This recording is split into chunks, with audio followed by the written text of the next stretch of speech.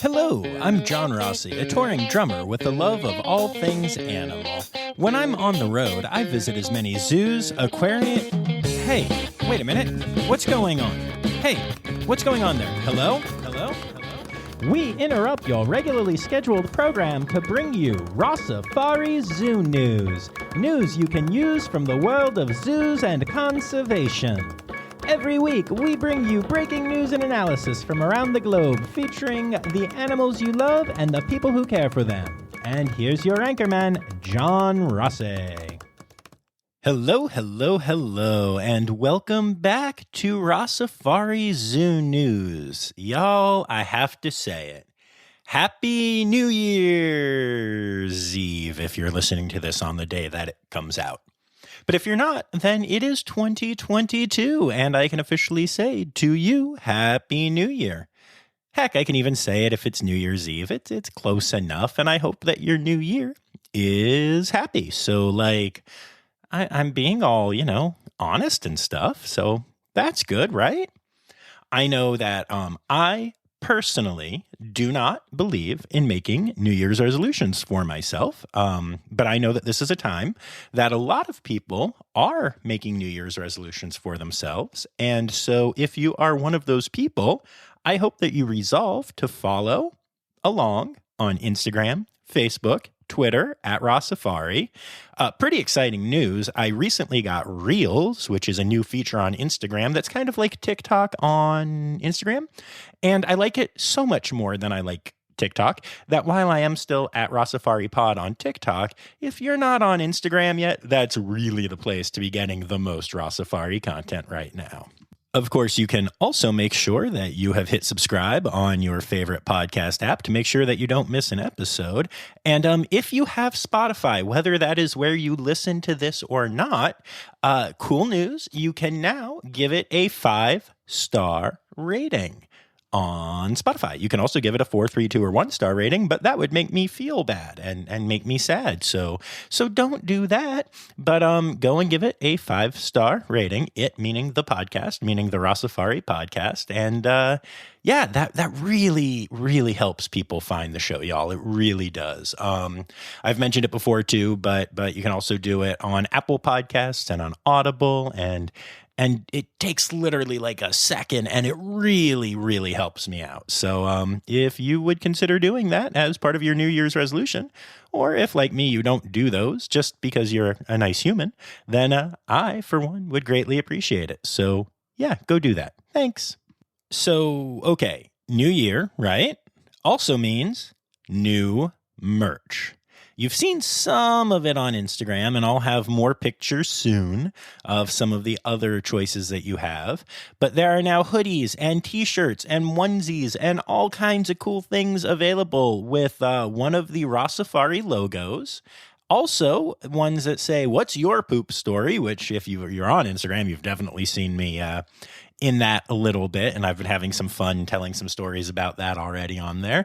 And it's all really exciting. I'm really proud of this merch. It's really cool.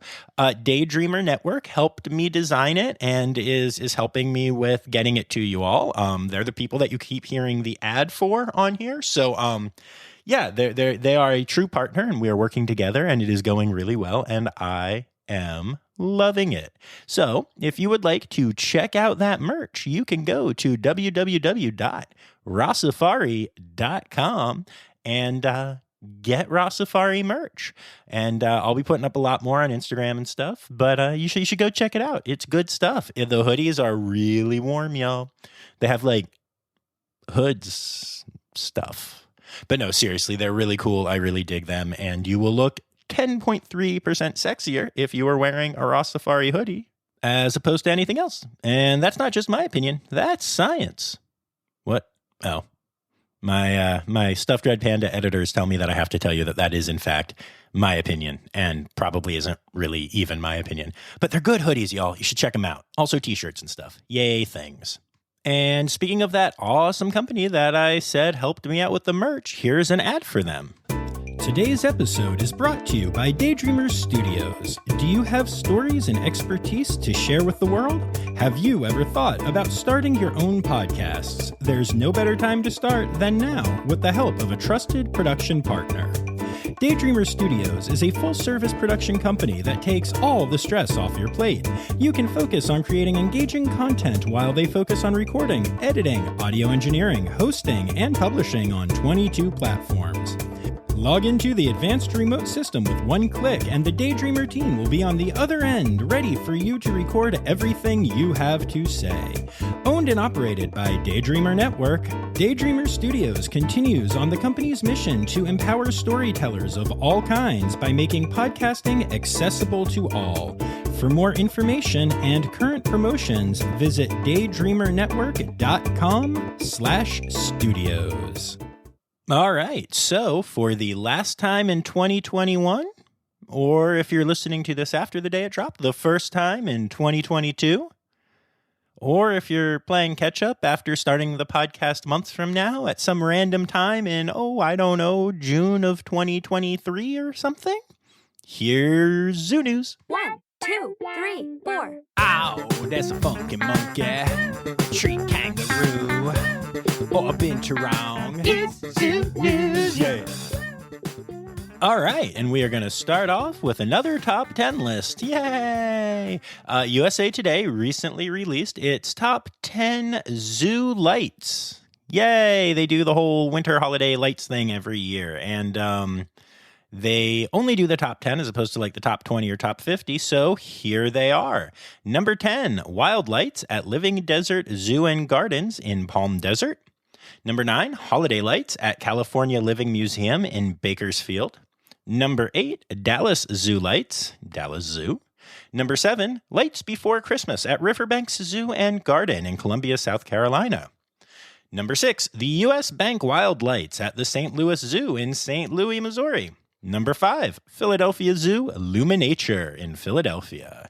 Number 4, Christmas at the Zoo at the Indianapolis Zoo.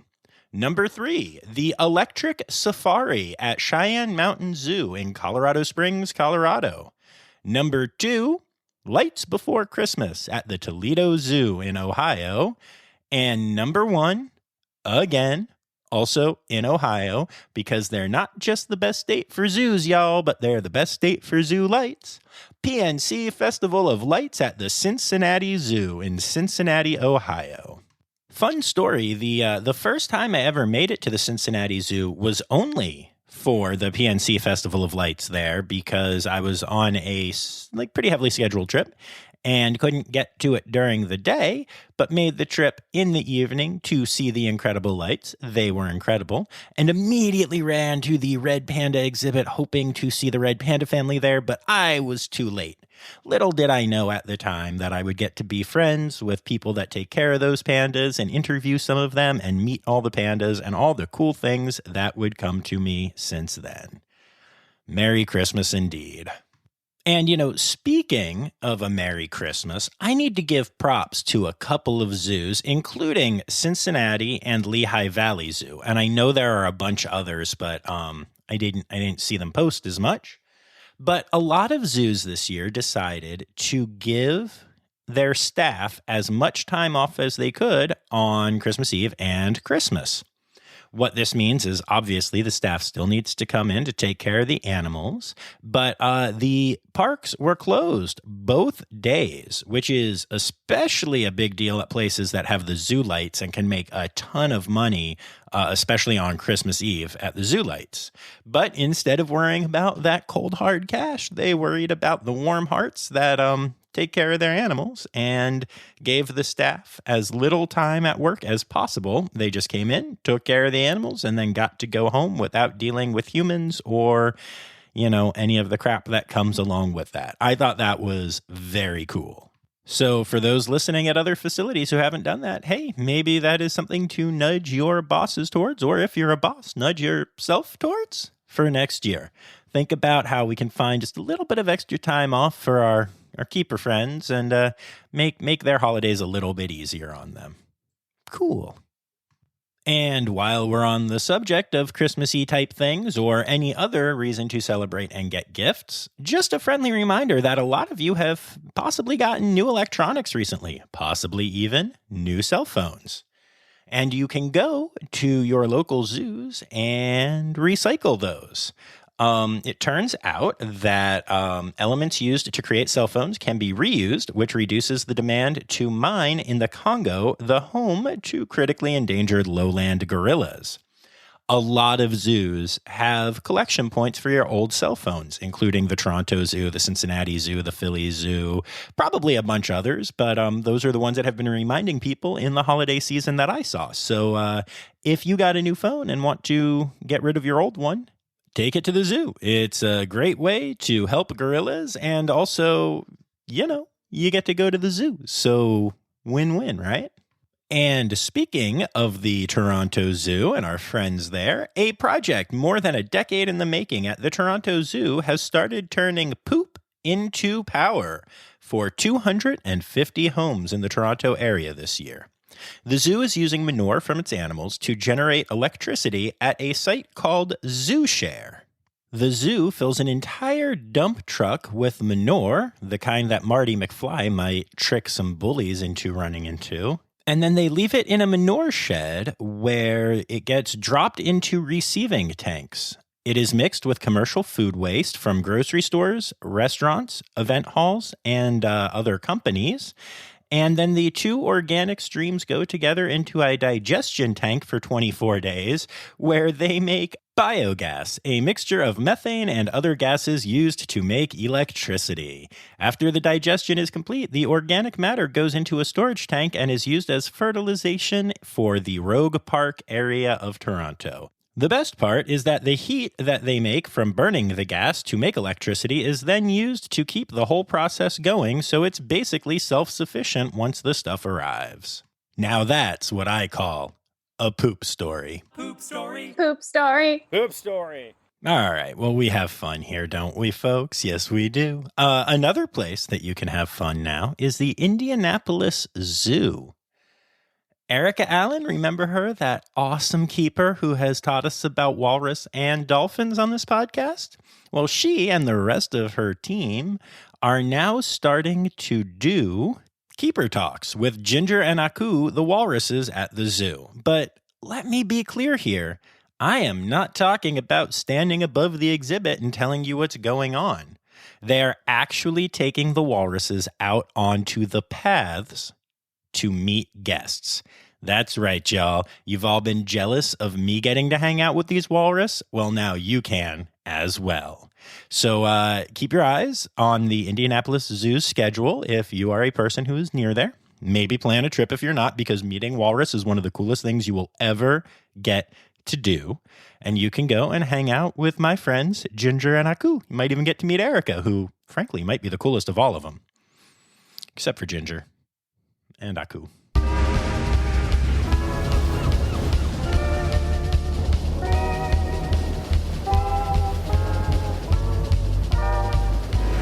It's like time for the splash zone, dude. That's right, y'all. It's been a minute since I added some new music to this bad boy, and I wanted to have some fun with that. So I have decided to start the splash zone, which is something that I have just randomly decided is going to be what I call whenever I have multiple aquarium stories in a row. So, there you go. Our first story in the splash zone comes from the National Aquarium in Baltimore. The National Aquarium is excited to announce their new ensemble of sea turtles. Each year, the aquarium chooses a naming theme for its cold-stunned sea turtle patients, and they are jazzed to announce this year's rescues will be named after musical instruments. So far, they have 30 patients in, including tuba, maraca, and kazoo. I need to get the full list of all of these turtles. Now, in case you don't know, cold-stunned turtles are turtles who are in water that they shouldn't be in when it turns too cold, and so it stuns them. hence the name. And they'll literally wash up on shore and seem almost dead, but they're not. They're just kind of in a real heavy state of torpor, and they can be taken to places like the National Aquarium to be rehabilitated, and oftentimes are able to be healed and released back into the wild, sometimes with trackers, which gives us a lot more information on how to help save these incredibly endangered animals. So, yeah, that is really cool, and I really personally love the musical instrument naming that they're doing this year. Although I do feel slightly bad for the one named tuba. The second story here in the Splash Zone is that a dive team with the Monterey Bay Aquarium in California captured video of a barrel-eye fish. A barrel-eye fish is not only extremely rare to find in the wild, but is really weird to see because they are transparent. Well, their heads are anyway. I highly recommend that you check out barrel-eye fish on the Google machine because it's kind of crazy, and it's really cool that a dive team with really good equipment from the Monterey Bay Aquarium Research Institute just happened to find one off the California coast. Really exciting stuff and really worth taking a look at. And then I don't even know if I should count this story in the Splash Zone because it's about a terrestrial animal at an aquarium. But, I just made this up and it's my rules and I like my new song, so I guess I will. Maritime Aquarium has announced that they have officially opened their new meerkat exhibit, which is twice as large as the original meerkat exhibit at the aquarium, which was already pretty awesome. They spent a lot of time designing this to give them new opportunities for climbing, digging, and other natural behaviors, and now they have a lot more room to explore. So if you are anywhere near Connecticut, make sure you check out Maritime Aquarium, and while you're looking at all the blub blub blub type animals, you can also go see some terrestrial ones. Pretty sure blub blub blub is the technical term for the animals that live in the water. Yes? No? And this has been the Splash Zone. And now from that, I need to take the time to get a little more serious. I'm going to give an update on the Johnson Park Zoo in New Jersey that we've talked about before. As I mentioned, the animals were going to be moved away from there and the zoo was going to be closed. And then the board decided to change their minds and are now bringing in experts to check out the area and give their opinion. The latest info from the board is that it could take until the end of March for a decision to be made. That means that these animals that are trapped in a floodplain and allegedly not being treated very well may have to go through a very cold, harsh winter while other people decide their fate. This is a travesty, y'all. Please make sure you're paying attention to this. Check out the Friends of the Johnson Park Animals group on Facebook and do what you can to reach out to people to help expedite this process. I will yet again include an email address in the show notes for those who want to reach out and state their concern about this problem that these animals are facing. Thank you. And while we are on more serious topics, I have 3 sad stories that I need to share with you all about some animals that have crossed the rainbow bridge, as some like to say. And no, I'm not going to do any funny songs about that. So I haven't totally lost my mind. Anyway, at the Berlin Zoo, Katjuscha has died. At age 37, Katjuscha was the oldest polar bear in the world. She had been suffering from heart problems for some time and was getting treatment, but, age catches up, especially when you're the oldest in the world. So she will be missed, but it's amazing to know that the Berlin Zoo did such a great job taking care of this amazing polar bear. And we have also recently had to say goodbye to Tarai. Tarai was the second oldest male red panda in captivity, and he passed away at the age of 19. Tarai was one of the first red pandas that I ever got a really good photo of, and he is one of the reasons that the Rossifari Instagram exists, which, as you know, is the reason that the Rossifari podcast exists. So I'm going to miss that little goober. He had been living for quite a while at the Henry Vilas Zoo, which is in Wisconsin. And when I was there, I was just so happy to see him. He was so curious and sweet, and I loved him to death. In fact, the photo I took of him is one of the only ones I've ever had blown up, and it hangs in my kitchen where I see him daily when I am home. That adorable little face will truly, truly be missed. Sending all my love to all of the keepers and staff and, fans at Henry Vilas Zoo. And finally, in our sad zoo news this week, the ABQ Biopark announced that Thorn, their 3-year-old elephant calf, has lost his battle with EEHV, or elephant endotheliotropic herpes virus. You may remember from a recent episode with another lost calf that EEHV is found in elephants in the wild and in human care and is the leading cause of death of Asian elephant calves.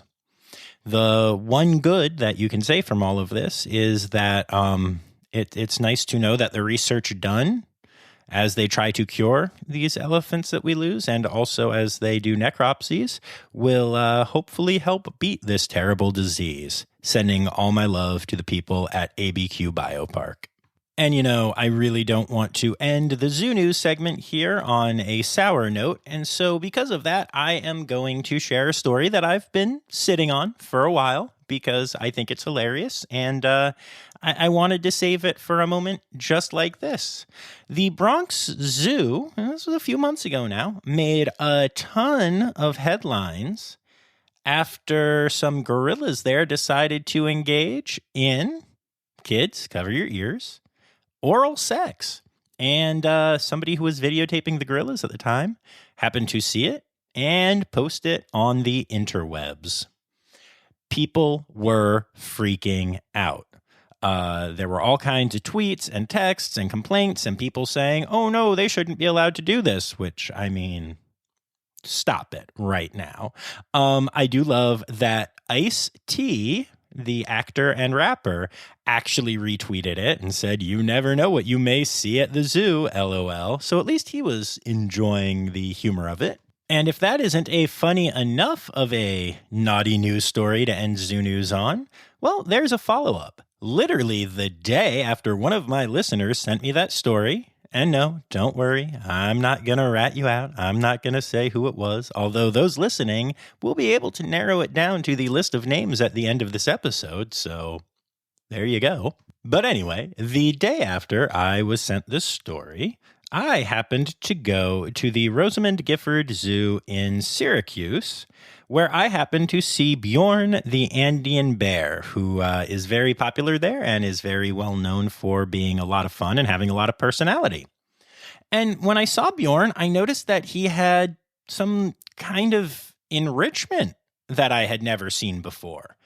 It was being held in his lap and he was playing with it. And it was some kind of pink stick, and he bent over and he put it in his own mouth, and I honestly, innocently turned to ask a keeper what the enrichment item was. But before the words came out of my mouth, it registered what I was seeing, and I just decided that it was time to move on and maybe start taking some yoga classes. And that brings us to Stereotypical Animal Podcast Theme Song. Here to bring you to conservation news. The conservation world lost not one, but two incredible leaders this week. First, we say goodbye to Dr. Thomas Lovejoy, known as the godfather of biodiversity. All right, we'll be back after this quick break. Check out the new nature podcast that everyone is talking about, Birds of a Feather Talk Together. If you like Radiolab or Planet Earth, you'll love Birds of a Feather Talk Together. Escape from the daily grind into the world of birds. 2 experts and 2 amateurs talk about a different species every week. Recently, we talked about the osprey, burrowing owls, roadrunners, pigeons, giant hummingbirds, house wrens, sandhill cranes, and so many more. We have a lot of fun every week. Learn more about the incredible birds around you and some that you didn't know existed. Birds of a Feather Talk Together. You're going to like these birds. I guarantee it. Dr. Lovejoy was an American ecologist who, interestingly enough, got his start at the Trevor Zoo at Millbrook, and you can hear a little bit about his time there on that episode of the podcast. And then he went on to become an ecologist who was president of the Amazon Biodiversity Center, a senior fellow at the United Nations Foundation, and a university professor in environmental science and policy at George Mason University. He also served as the World Bank's Chief Biodiversity Advisor and the lead specialist for environment for Latin America and the Caribbean, as well as senior advisor to the President of the United Nations Foundation. He did all kinds of other cool stuff and is actually the person who introduced the term biological diversity to the scientific community back in 1980. And he also was the winner of the Tyler Prize for Environmental Achievement in 2001, the BBVA Foundation Frontiers of Knowledge Award in 2008, and the Blue Planet Prize in 2012. That is an entire life dedicated to saving biodiversity, and Dr. Lovejoy will be missed, but his legacy will clearly live on. We also have to say goodbye to Dr. Edward O. Wilson, a biologist and author who conducted pioneering work on biodiversity, insects, and human nature, and won 2 Pulitzer Prizes for his work. Dr. Wilson was not only an expert on insects, but also studied the evolution of behavior, exploring how natural selection and other forces could produce something as extraordinarily complex as an ant colony. He was one of the voices who took Darwin's work the furthest and really gave us all an understanding of how evolution can really shape animals over time, including human animals. Dr. Wilson, often called the natural heir of Darwin, will be greatly missed. The Anderson Cabot Center for Ocean Life has recently announced a new tool to help with the battle to save right whales. A pregnancy test. So the way this works is they created a really big pregnancy test that they have the whales pee on, and that... Nope, okay. I'm lying. But the truth isn't actually as different as you might think from that. The truth is they have figured out a way to test whale feces for pregnancy hormones, namely progesterone. This was accomplished when a female whale known as koala, they're not bears, they're not whales, but that's the name of this one, was found in the water and pooped. And bright whales have bright orange poop. And so some people from the Anderson Cabot Center for Ocean Life happened to be out observing at this time, saw the poop, recognized koala, and captured the poop off of the surface of the water where it was floating. They took it in and were able to do a fecal on it and found out that there were high levels of progesterone. They were able to then come up with a level to judge based on poop whether a whale is pregnant or not when they found out later in the season that, in fact, koala was pregnant. I hope that this whale has the calf. I hope that it makes it to maturity because they are in desperate need of more right whales in the population. And I also really hope that they name it Joey. But yeah, I'm super excited about the fact that we can now use whale poop to tell if they are pregnant or not. Yay. And that brings us to...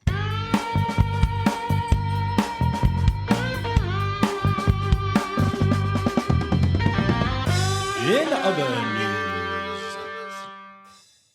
Scientists have recently announced the discovery of a perfectly preserved dinosaur embryo that was preparing to hatch from its egg. The embryo was discovered in southern China and is at least 66 million years old. The scientists who found the embryo have named it Baby Yingliang. And Baby Yingliang is the best dinosaur embryo ever found in history, said researcher Dr. Fionn Waisum Ma. John Hammond disagrees. And I'm honestly not convinced that this isn't just a big publicity stunt for Jurassic World Dominion coming out in 2022, but probably not. And finally, in other news this week, a rare Steller's sea eagle was spotted along the Taunton River in Massachusetts, thousands of miles away from its home in, well, Asia?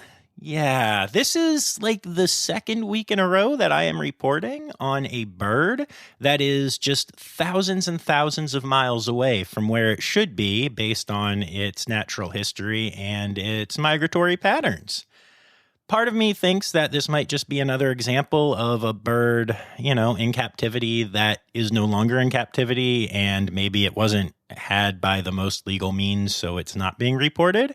And part of me wonders if the birds of the world know something that we don't, and this is going to be the start of a long trend of weirdness happening. Either way, keep it tuned to Rossifari Zoo News to find out. Oh, animal, holidays. Animal holidays. Hey! All right, not much going on in the world of animal holidays as we start our new year, but January 1st is not only the start of the new year, Happy New Year, yay! But is also the start of National Train Your Dog Month, Unchain a Dog Month, and Walk Your Dog Month. Those things all seem kind of similar, but hey, no judgment. January 2nd is known as Happy Mew Year for Cats Day. Haha, mew. And January 5th is National Bird Day. I can't help but wonder if that doesn't mean it's also National Word Day. And those are your animal holidays for the week.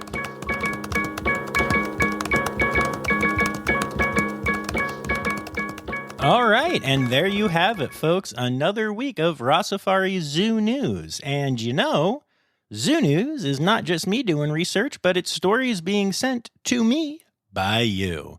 And if you see a Zoo News-worthy story, you can tag me in it on social media at Rossifari, on TikTok at RossiFariPod, email it to me, rossifaripod@gmail.com, or, DM me on any of those things. Or text me if you have my number. If I gave it to you. If I didn't and you just happen to have it, that's just creepy. And that happens sometimes. I have some weird stories since I have started this podcast, y'all. Let me tell you that. But anyway, I'm going to avoid those for now and just say that if you do that, you'll get to hear your name on the podcast, like the following people who I want to thank for sending in stories this week. Jacob Zinn, Jacob Newman, Dylan Hoy, Anya Keene, Colleen Lenahan, Kim Cooley, Sean Fay, and Liz Dunlevy. Thank you all so much for sending in these stories. And remember, listeners, one of those people is the person who sent in the Bronx Zoo oral sex story. I'm not going to say who it is, but I am going to tell that person right now that there are plenty of listeners silently judging you. I kid. But seriously, thank you to everyone for sending those in, and thank you to Laura Schenk for remaining my Red Panda level patron. And remember, friends, the words Newsy credits backwards are Steiderk Yiswen. The Rossifari podcast is produced, hosted, and engineered by John Rossi. Editing and fact-checking by John and Dr. Zoe Vesley Gross. Our theme song is Sevens by Nathan Burke, performed by Nathan and John. Interrupting John theme and additional voices by Taylor Isaac Gray. You can reach John directly on Instagram and Facebook at Rossifari or by email at rossifaripod@gmail.com. Rossifari is part of the Daydreamer Media Network. Now, stop listening to me and go visit a zoo.